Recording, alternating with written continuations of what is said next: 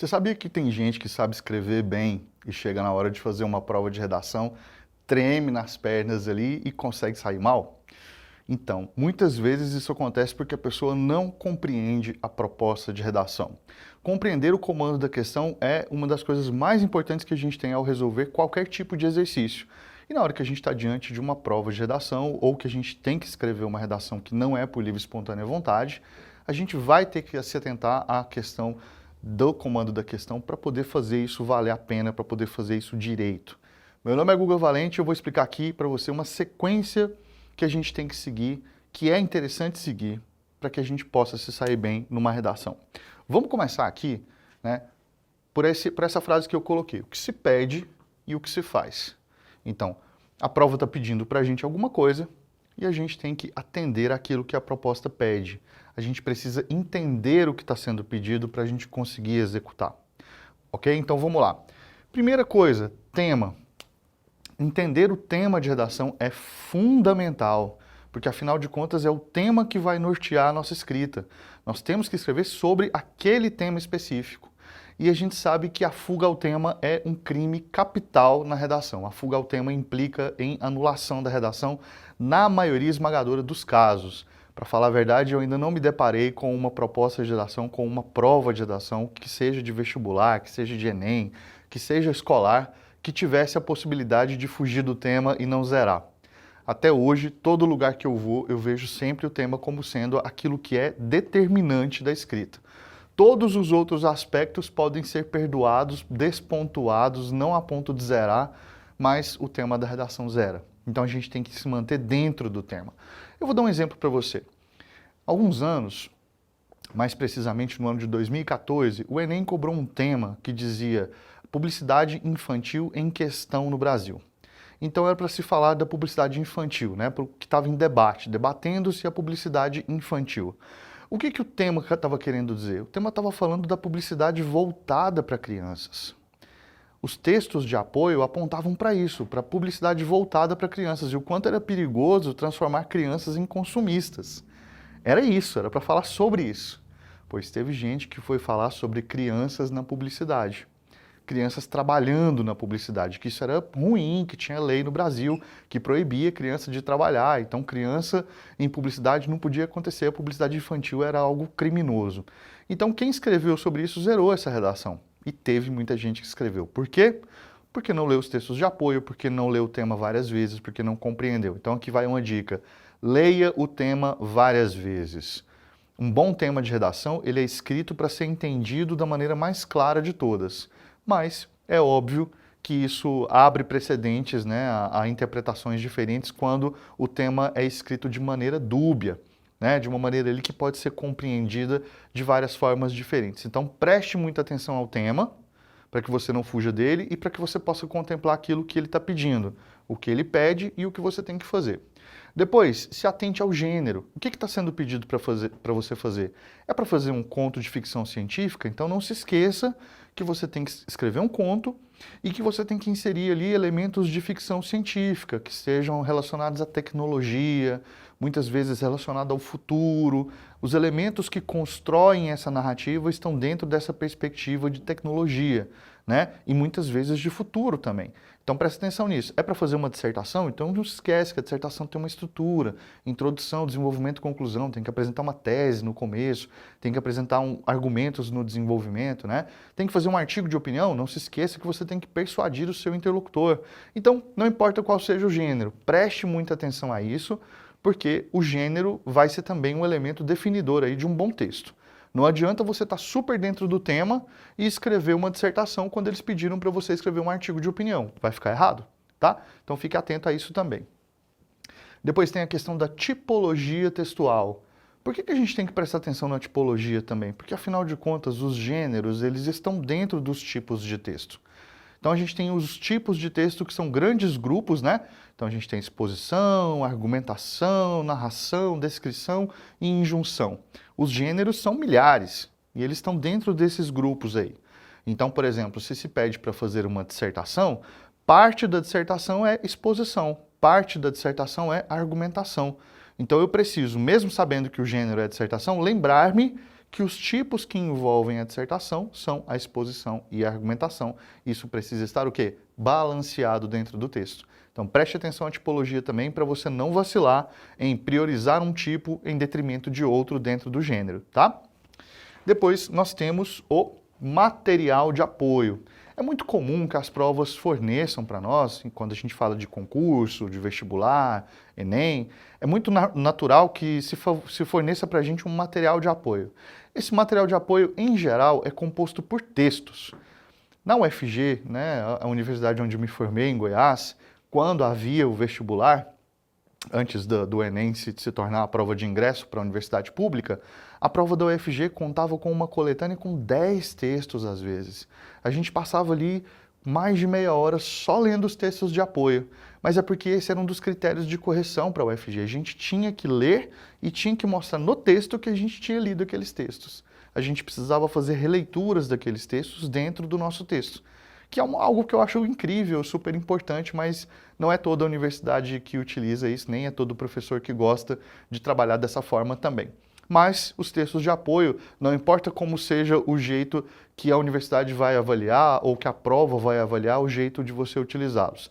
Um jeito de utilizar todos os textos de apoio, não importa qual seja o evento, a circunstância de redação em que você esteja produzindo, é que todos esses textos falam sobre aquele tema. Todos os textos que estão ali estão relacionados ao tema. Alguns desses textos, inclusive, são do mesmo gênero que esse tema, tá? Então não importa se esses textos são reportagens, se eles são artigos, se eles são fotografias, se eles são quadros, não importa se eles são poemas. Esses textos, de alguma forma, remetem ao tema. Então ler esses textos de apoio vai te ajudar não só na composição das suas ideias e dos seus argumentos, como também vai te ajudar a se lembrar do que você já sabe.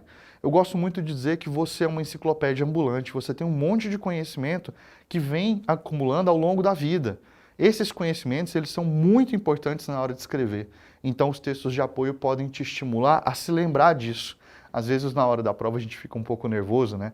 Fica um pouco tenso ali e está escrevendo e às vezes não se lembra de uma coisa que a gente domina super bem e que a gente pode usar no texto. Aí na hora que você está lendo o texto de apoio, vem aquele clique ali, você fala, nossa, estava esquecendo daquela história, né, daquele fato histórico que super cabe nesse tema aqui, que eu domino bem. Poxa, lembrei aqui de um quadro da Tarsila do Amaral que tem tudo a ver com esse momento aqui. Aquele quadro foi pintado num contexto que tem tudo a ver com isso que está falando aqui. Nossa, me lembrei agora de um discurso que o professor de geopolítica fez na sala e, poxa, isso foi muito importante, eu acho que eu vou colocar alguma coisa nesse sentido. Então, os textos de apoio são para estimular a gente a se lembrar das coisas que vão completar o nosso texto, tá? Então, não deixe eles de lado, eles são super importantes, não os ignore, porque ao não ignorá-los, você garante também a possibilidade de se manter ainda dentro do tema. Ignorar os textos de apoio significa que você corre mais riscos de fugir do tema, tudo bem? Depois nós temos a máscara. Por que eu coloquei máscara entre aspas aqui? Quando você vai fazer uma prova, quando você vai fazer uma redação, né, a proposta de redação que foi passada para você, e essa proposta pede que você faça, por exemplo, um gênero como o artigo de opinião. Eu estou presumindo aqui que você que está me ouvindo aí agora não é um articulista de jornal, tudo bem? Eu estou imaginando que você não escreve para um jornal de grande circulação, nem nada. Mas aí a prova vai lá e pede para você no comando da questão, escreva um artigo de opinião para um jornal de grande circulação. Ora, você estudante, que não é um articulista de um grande jornal, o que você vai ter que fazer nesse momento? Você vai ter que colocar uma máscara. Você vai ter que tentar se imaginar no lugar de um articulista. Você vai se imaginar como se você fosse o articulista de um jornal e você estivesse ali fazendo o seu trabalho, ok? Falando para os leitores daquele jornal, você está conversando com os leitores daquele jornal. Então você precisa ter isso em mente. Como é que a gente se dirige a esses leitores? A gente pode falar qualquer coisa? A gente pode escrever do jeito que a gente quiser?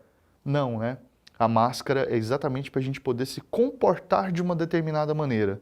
Quando você vai a uma festa fantasia, por exemplo, e você coloca lá uma máscara e se fantasia de qualquer coisa, você não passa a brincar que você é aquela figura que está ali? Né? Quando as pessoas vêm encher seu saco ali, brincar com você, você não assume aquela figura que você está se vestindo? Então, não é muito diferente quando a gente está falando dessa máscara discursiva aqui. Por que que é importante a gente colocar essa máscara? Porque texto tem a ver com lugar de produção. Texto tem a ver com situação em que ele é escrito. Um texto que é escrito numa situação X é diferente de um texto que é escrito numa situação Y. A mesma pessoa pode escrever textos diferentes, tá certo? Em contextos que sejam completamente diferentes e sobre o mesmo assunto. Às vezes a pessoa quer falar sobre o mesmo assunto nos dois textos, mas o fato de ela estar em situações diferentes, em tempos diferentes, em lugares diferentes, com coisas na cabeça diferentes, pode fazer com que esses textos sejam também completamente diferentes. Então leve em consideração esse aspecto da máscara na hora de produzir o gênero, tá bom? Depois nós temos aqui o suporte sugerido. Então lá no comando da questão de redação, está dizendo que é para ser publicado num jornal? Beleza, então eu vou pensar nisso. Não, lá está falando que é para escrever uma carta aberta para uma empresa que tem tido um comportamento muito ruim com seus funcionários. Aí os funcionários decidem se reunir, se organizar para escrever uma carta aberta para o dono daquela empresa. Bom, então o suporte vai ser esse, vai ser uma carta que vai ser enviada. Não, esse texto vai ser um e-mail que vai ser enviado para um artista que a pessoa gosta muito. E ela quer enviar esse e-mail porque ela conseguiu um acesso para mandar um e-mail pessoal para o artista que ela mais gosta. Então ela precisa pensar que ela está escrevendo um e-mail. O suporte vai ser a internet. Tá, então quando a gente fala de suporte onde é que esse texto vai aparecer?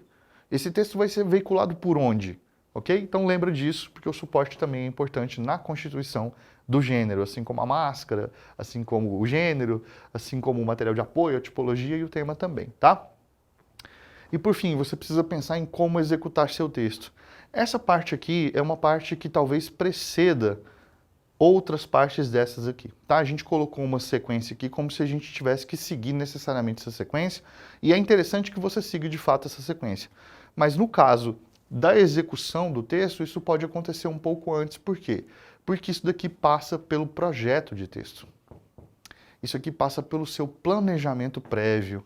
Aquele momento de que depois de ter lido o tema, de ter entendido o tema, depois de ter lido os textos de apoio, depois de ter se lembrado, né, dos conceitos que você tem acumulados ao longo da sua vida, naquele momento ali você vai fazer o quê?